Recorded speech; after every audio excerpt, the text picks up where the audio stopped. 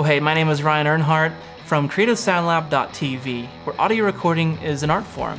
Well, this is actually part 3 on a series on mixing drums without samples.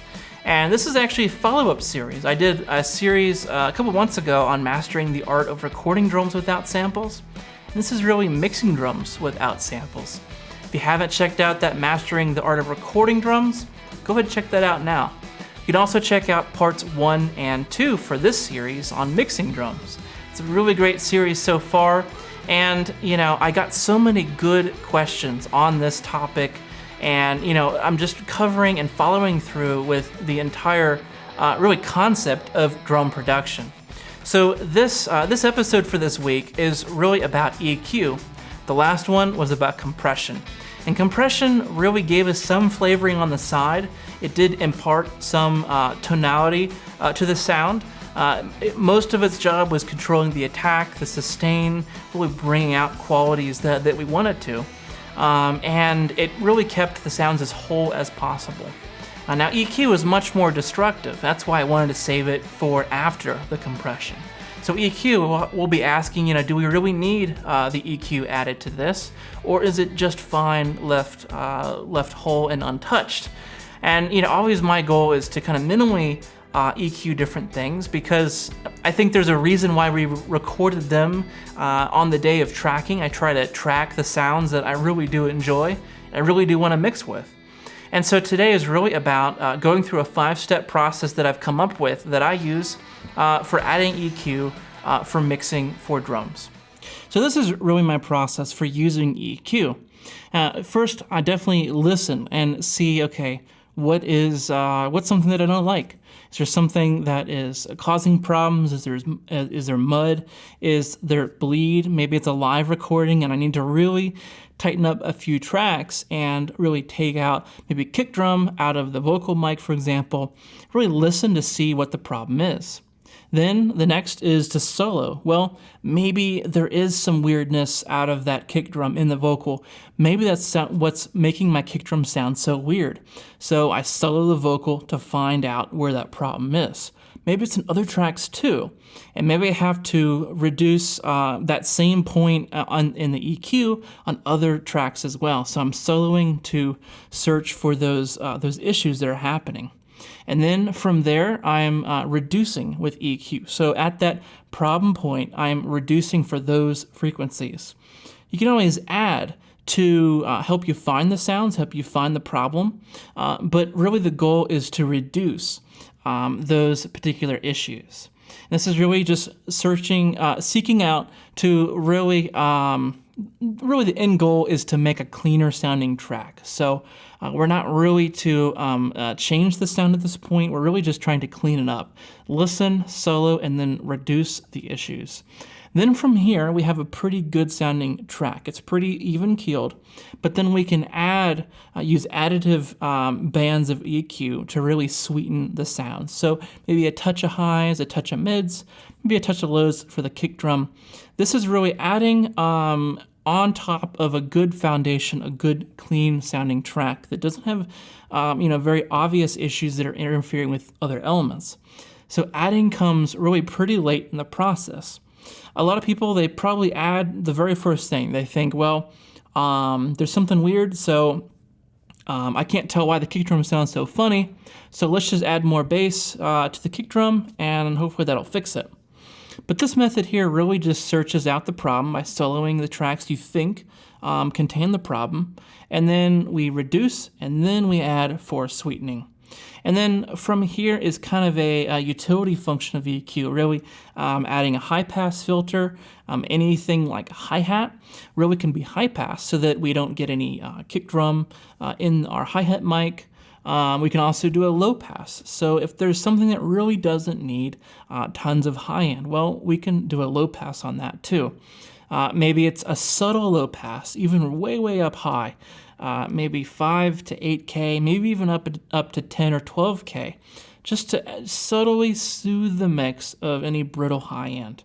So this is really my process for adding EQ. It's always about mentally thinking what you're trying to do with EQ before you actually reduce. After we reduce, then we add to sweeten, and then we go ahead and make sure that there's no low-end rumble or brittle highs in the mix. Let's see it in practice at the mixing desk.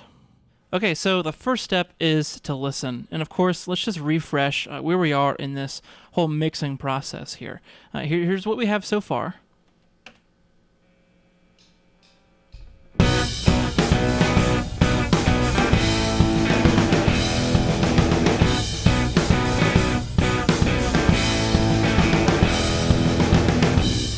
There was wear on the crutches and the shadows. Many men have failed, but I've led all. I know now that I've put a weight on your shoulder. It only makes you stronger, it only holds you longer. Room is empty, but I keep looking here for you.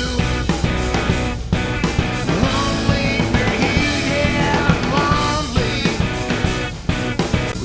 Okay, so that's pretty much the gist of it. Now, you can see my hand kind of moving around. I'm just wanting to dig into this right here. But so really, that's where we're at. I've been playing around with this song so much just in my preparation for these videos. They actually do take a lot of work, and I want to make sure I don't waste your time. And so I do kind of a lot of research on what I'm working with here, so I know kind of where to guide our time together. But really, this is kind of where the mix is at right now. Maybe a little different from last video because I've kind of toyed with it some. But I don't have any EQ applied to this yet. Right now it's just compression. So one of the things that I noticed is that there's some really weird ringing happening in the snare, especially in the verses. So what's happening is dynamically, as the loud notes of the drum player kind of cease to exist, the compressor lets up a little bit, and pretty much the whole thing raises up, including all the kind of noise that's happening, the ringing, stuff like that. So it kind of gets a little more audible. That ringing is a little more audible in those quiet passages. Let's just have a listen to that ringing here. It's really kind of weird. I didn't think it'd really give us a problem, but just have a listen here. See what you think. There was wear on the crutches and the shadows. Many men have failed, but I've led all. I know now that I've put a weight on you. It only holds you longer. Okay, have another listen to that now that I've soloed it here. There was wear on the crutches and the shadows. Many men have failed, but I've... Okay, so now we know what the problem is. We're kind of learning how to listen for things, and really my ears picked that out. There's something about it that just really didn't gel with the tonalities of the song. And so I listened. Now I'm going to solo to make sure that, that is indeed where the issues are coming from. At first, I thought that maybe it would be like the toms. Here's where I went on that, just looking for these weird tones.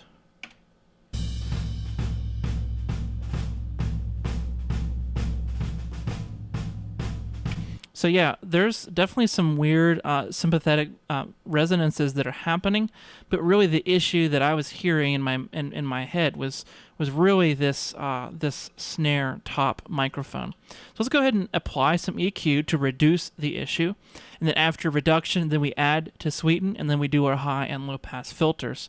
So this is a reduction phase. Now we're just going to pull up an EQ here. First, we'll enable the effects that we have here so our changes will actually matter.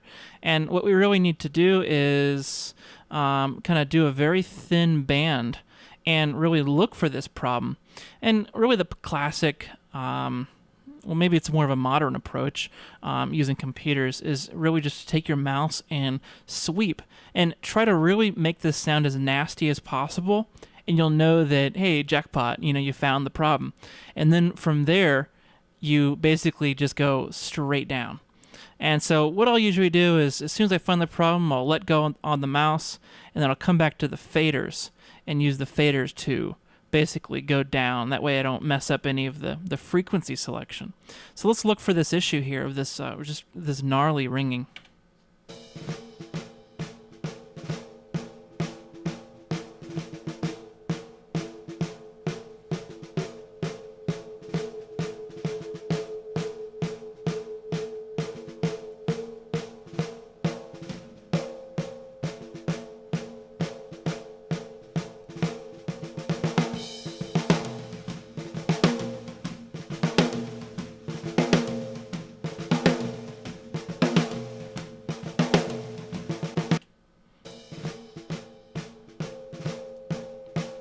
Ah, see, there's something right there. So I can actually mess with it to make it actually sustain continuously. That's pretty bad. So I know I've zeroed in on probably a problem area. So what I'll do is just kind of reduce it. And this could be, you know, minor to pretty major.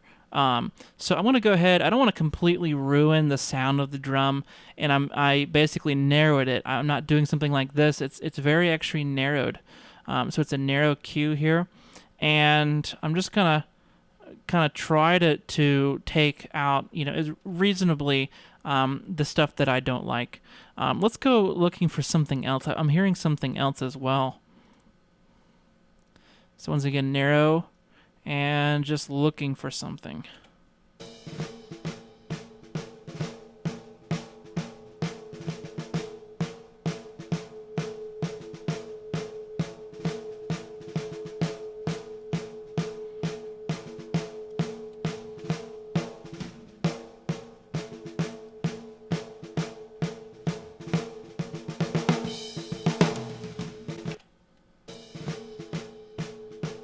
So there we go, we have another ring, and so I can just do the same thing. Now, this isn't going to completely kill the drum. I mean, it's very surgical. This is really trying to clean up your tracks, okay? And so this is not tone shaping. This is not really musical EQ by any ways. This is just really trying to make stuff transfer better so it's not distracting to the sounds that we have. So let's see how we did here. There was wear on the crutches in the shadows. Many men have failed, but I've led on. So I still hear some ringing, but I hopefully got the distracting ones under control. And that's really the type of thing that I'm talking about with the very first stage of doing reductive EQ. Now, that's pretty surgical. Let's move on to something else that's a little more musical and kind of tone shaping with reductive EQ. Here we have kick drum, and let's have a listen. Just in context, and then I'm going to solo the kick. There was wear on the crutches in the shadows. Many men have failed, but I've led on. So what I really don't like about it is it's just kind of like boxy sounding. I don't know how to describe it other than there's just like too much punch, kind of. And so what I'm going to do is actually just take kind of somewhere around 150 or so. I'm just going to kind of take some out and see how we fare with that here. There was wear on.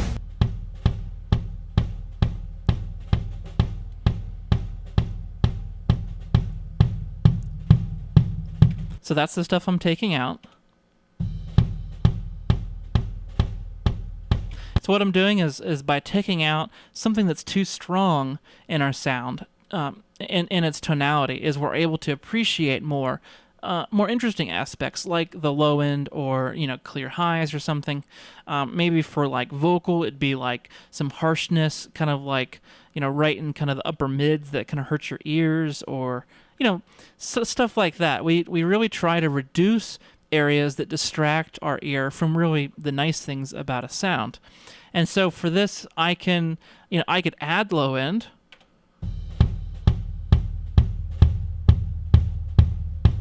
Okay, now that is kind of the first thing most people do, is they just crank the low end on something to get a tone.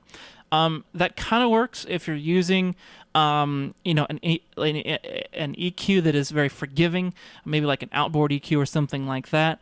But for this, man, I just wouldn't do it. Maybe just a touch. Okay, I usually keep it like 3 dB or below. Okay, it's very, very slight. Most of my EQ, unless it's like a musical EQ, like a 1073 plugin or like a Pultec or something like that, really it's going to be very gentle. Okay, so instead of adding, what I'm doing is instead I'm taking the stuff out that I don't like. So that way the low end is still pretty much untouched. I'm just making more room for it.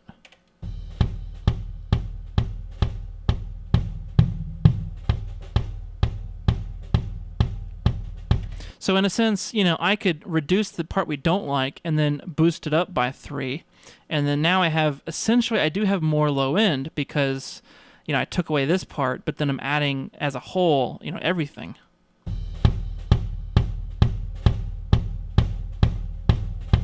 of course, I have everything else is intact as well. So this is just a more, you could say, a more mature technique. As engineers mature in their craft, they realize that, oh, I don't have to add exactly what I want and go right for it, but instead I look to see what are the problem areas and then use reduction to make room for the things that you like. So that's really what I did for kick.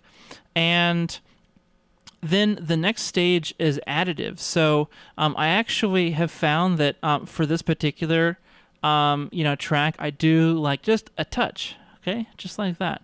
Let's see what this sounds like.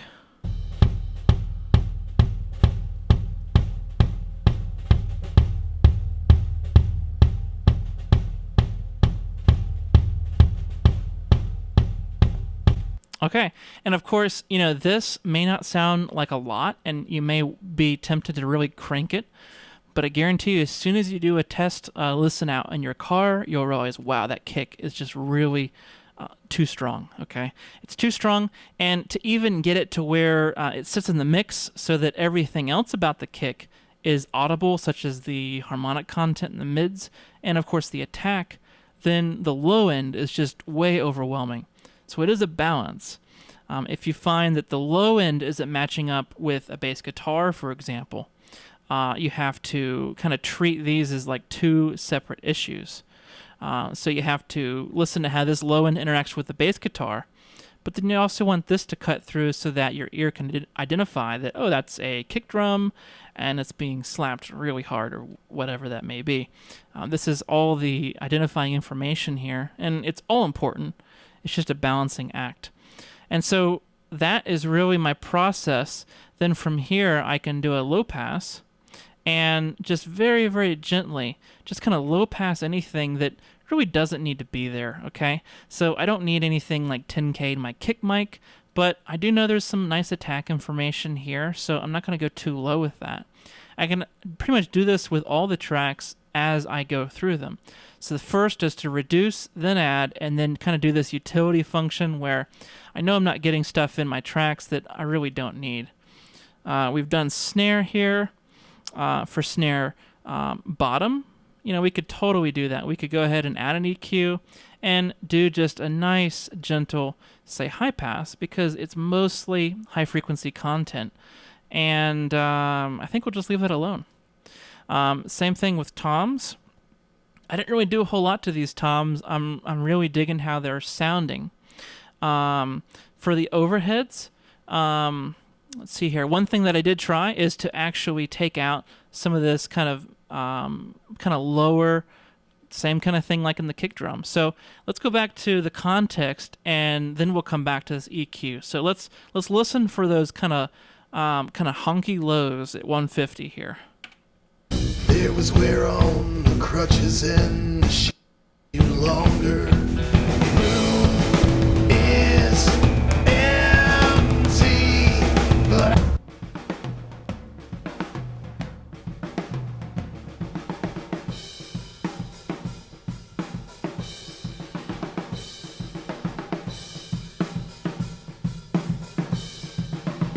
okay, that's the type of frequency that I'm hearing, that I'm listening for, okay? And obviously, I messed up. This is actually taking it out. So, okay, so listen for this frequency here. Hear that? It's just real honky. It's like hung, hung, okay? Okay, that kick doesn't sound good, okay, with this accentuated, okay? So here's with it flat, okay? Nothing going on. Just listen for those types of frequencies. Okay, you can hear it in that kick. Now, everything together, it still is interfering with our mix. Longer. Room is empty, but Okay, so it's possible that, we took it out in the kick mic, and we kind of have to go down the line and take it out from other mics as well because, the kick is a part of that overhead. We have to just kind of make sure to, take care of it in all the different areas that it's popping up. And now our low end, our 80 hertz or whatever it was, is really going to be preserved. Now this can be even more audible. And these are all minor adjustments. You know, if you have problems hearing this, go for the extremes, but then back it off. Back it off to 2 to 3 dB per adjustment. That's okay. You just got to learn what you're listening for, and your ear will eventually be attuned to what you're hearing. Now let's have another listen. Longer room is empty, but I keep.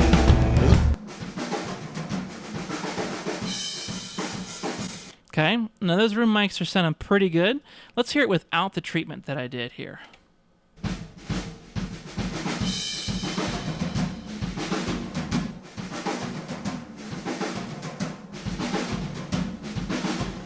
Okay, in the context. Longer room is empty. Okay, one thing I noticed about these room mics, and it could just be that they're 57s, but really listen to this. Listen to that crash cymbal that I'm playing.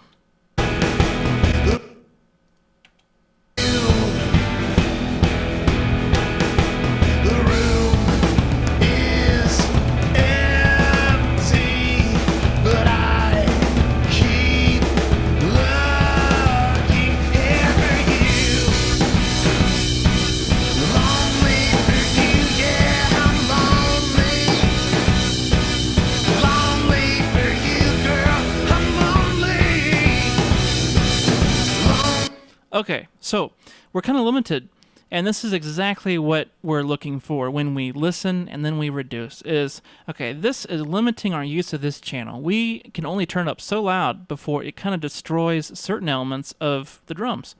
So what are those elements that are being destroyed? I hear kind of that honky 3 to 4K kind of deal. So let's go ahead and turn this back on. Let me disable this and disable that. And let's go to this correction that I already have dialed in, and let's just accentuate the bad part, okay?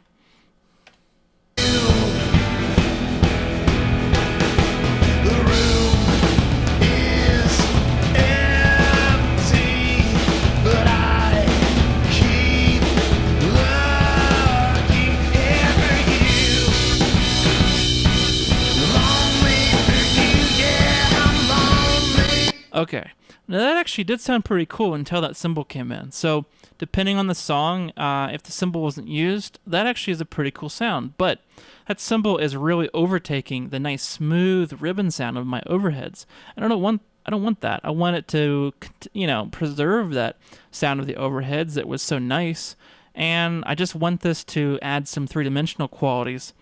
So really what I'm looking to do is smooth out the top end of this these two room mics so that it's mostly just kind of like real kind of high stuff.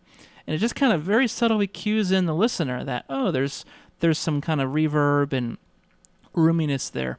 So I'm going to go ahead and reduce that part of it, and that way it enables me to basically feather this microphone up or down as much as I would like now, because now the main issue is gone.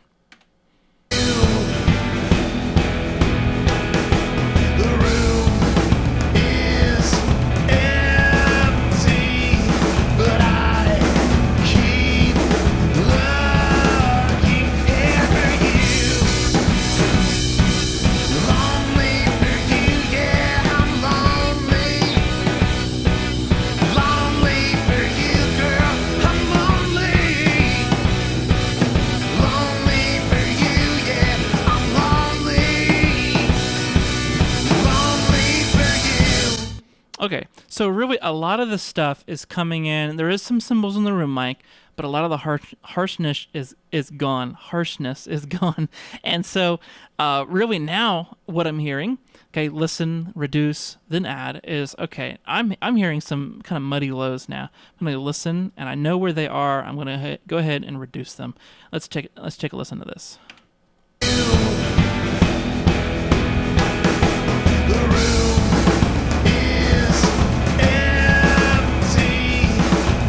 Okay, sounds even better. Now the low end is preserved. There's not a bunch of junk flying around the low end. Now I'm going to go ahead and soothe those highs. Okay, so this is basically we're skipping the additive part where we're adding to add flavor and sweetness to the sound, but we're We're going to go ahead and just do a high and low pass at this point. We've done our high pass, now we'll do our low pass, letting the lows pass. And now we're just kind of soothing that top end because we don't need it so like crazy, you know? Let's have a listen.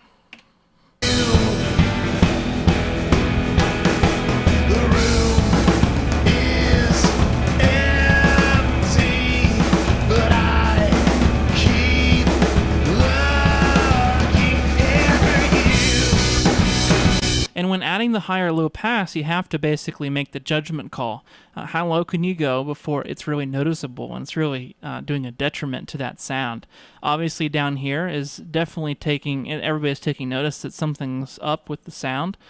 So we're going to have to kind of raise it back up so it doesn't affect our sound. But there is going to be some random junk at the borders that really this process of high and low passing really just helps each track to sit in its own place and nowhere else.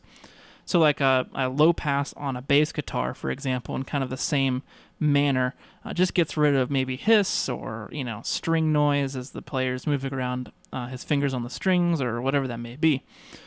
Things like that. It just basically makes sure that everything is occupying only one space. Let's have another listen to this.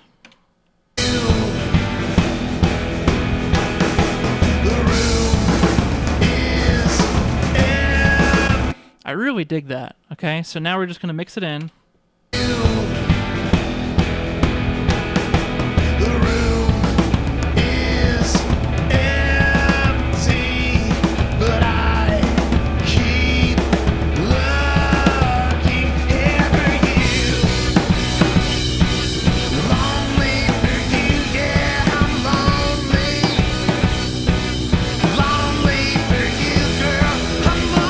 Okay, I went ahead and pulled up my overheads a little bit.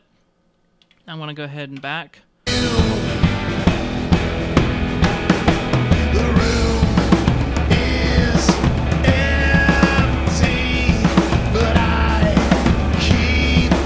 Yeah, so I'm really liking that so far. Now I am noticing that everything is just getting pretty hot at this point, and I don't know why, but it's normal. It just kind of creeps up on you. And it's fine, but you have to just make sure that you don't completely mess up your mix. So I'm just going to take everything down just a touch. Okay, so now I have a little more room to work with here.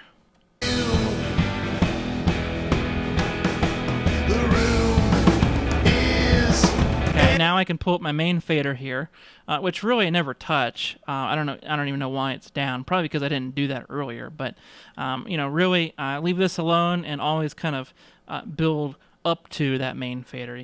So you don't you're not clipping individual channels or something. So that's really it. Now, one thing that's really cool about this is that you don't have to apply these effects in the order that I'm teaching you at. We've talked about compression, EQ, gating, in that order.